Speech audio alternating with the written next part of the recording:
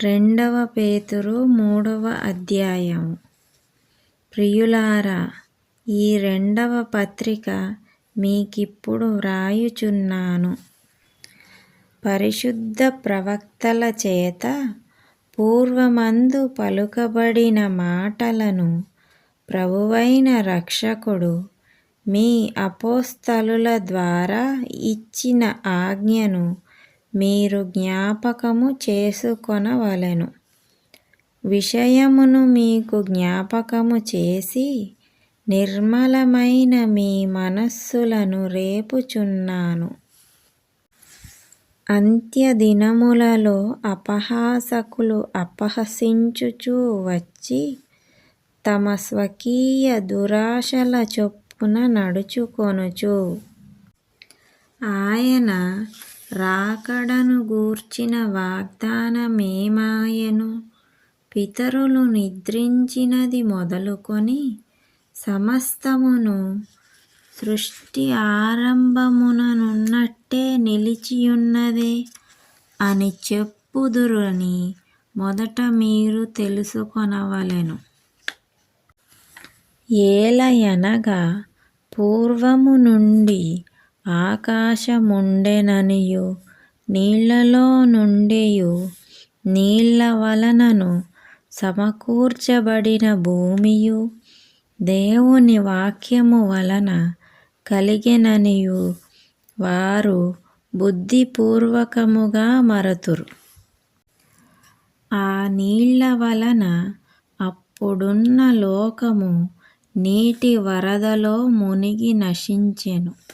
అయితే ఇప్పుడున్న ఆకాశమును భూమియు భక్తిహీనుల తీర్పును నాశనమును జరుగు దినము వరకు అగ్ని కొరకు నిలువ చేయబడినవై అదే వాక్యము వలన భద్రము చేయబడియున్నవి. ప్రియులారా, ఒక సంగతి మరచిపోకుడి. ఏమనగా ప్రభువు దృష్టికి ఒక దినము 1000 సంవత్సరముల వలెను, 1000 సంవత్సరములు ఒక దినము వలెను ఉన్నవి.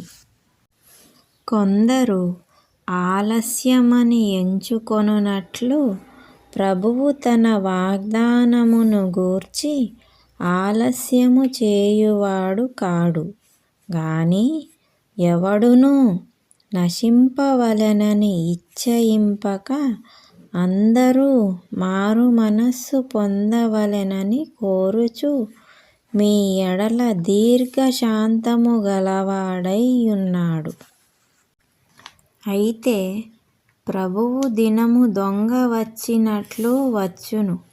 ఆ దినమున ఆకాశము మహాధ్వనితో గతించిపోవును, పంచభూతములు మిక్కటమైన వేండ్రముతో లయమైపోవును, భూమియు దాని మీదనున్న కృత్యములను కాలిపోవును.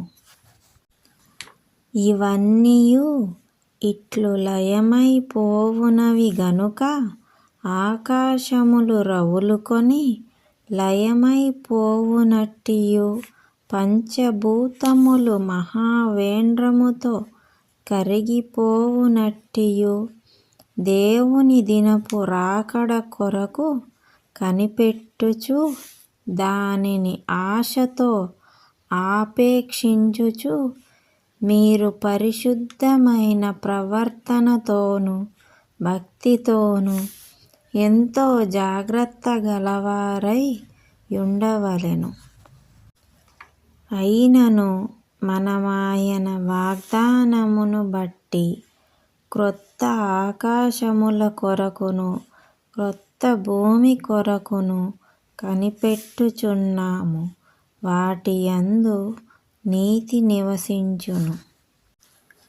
ప్రియులారా, వీటి కొరకు మీరు కనిపెట్టువారు గనుక శాంతము గలవారై ఆయన దృష్టికి నిష్కళంకులుగాను నిందారహితులుగాను కనబడునట్లు జాగ్రత్తపడుడి. మరియు మన ప్రభువు యొక్క దీర్ఘశాంతము రక్షణార్థమైనదని ఎంచుకొనుడి. అలాగు మన ప్రియ సహోదరుడైన పౌలు కూడా తనకు అనుగ్రహింపబడిన జ్ఞానము చొప్పున మీకు వ్రాసియున్నాడు. వీటిని గూర్చి తన పత్రికలన్నిటిలోనూ బోధించుచున్నాడు. అయితే వాటిలో కొన్ని సంగతులు గ్రహించుటకు కష్టమైనవి. వీటిని విద్యావిహీనులును అస్థిరులైన వారును తక్కిన లేఖనములను అపార్థము చేసినట్లు తమ స్వకీయ నాశనమునకు అపార్థము చేయుదురు.